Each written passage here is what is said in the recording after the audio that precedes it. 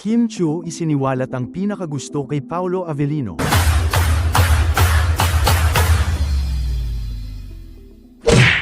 Pagkalipas ng halos 10 taon, muling babalik sa mundo ng romantic comedy ang kapamilya actress na si Kim Chiu sa pelikulang My Love Will Make You Disappear, isang proyektong hatid ng Star Cinema.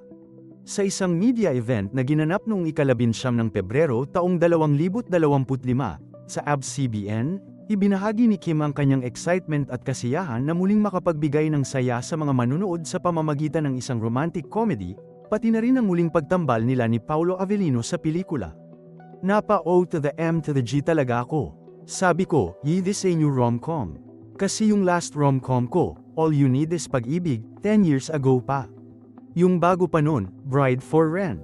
So medyo matagal-tagal na rin talaga, kwento ni Kim sa mga dam-along media. Ayon pa sa kanya, labis siyang natutuwa at excited dahil sa mainit na pagtanggap ng mga tagahanga sa trailer ng pelikula. It feels amazing.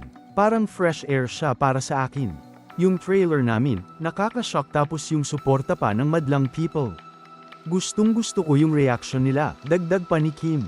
Ibinahagi ni Kim na sa loob ng 2 dekada niyang karera sa industriya, ilang love teams na rin ang kanyang nakasama. Siyempre, mula 16 years old hanggang 30s, masasabi ko talagang lumaki ako sa harap ng mga sumusuporta sa akin. Pangatlong love team ko na ito, kasi per decade ako nagla-love team, laughs, aniya.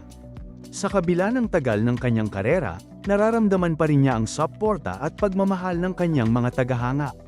Nang tanungin kung kailan siya huling kinilig kay Paolo, tumawa si Kim at ibinahagi na, binigyan niya ako ng tinapay kanina. Mahina si ate mo, laughs.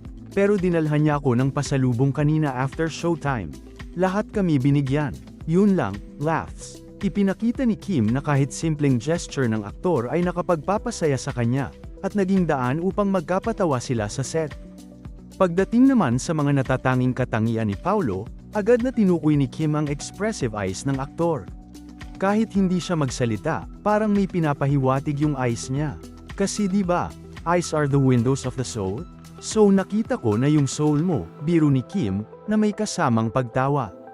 Ipinakita niya sa kanyang mga pahayag na sa kabila ng pagiging seryoso sa trabaho, may light-hearted na samahan sila ni Paolo sa likod ng kamera.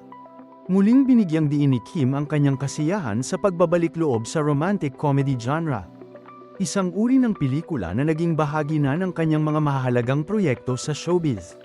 Dahil sa malaking suporta ng mga tagahanga, nasabi niyang masaya siya na muling magbigay saya at kilig sa kanilang mga tagapanood.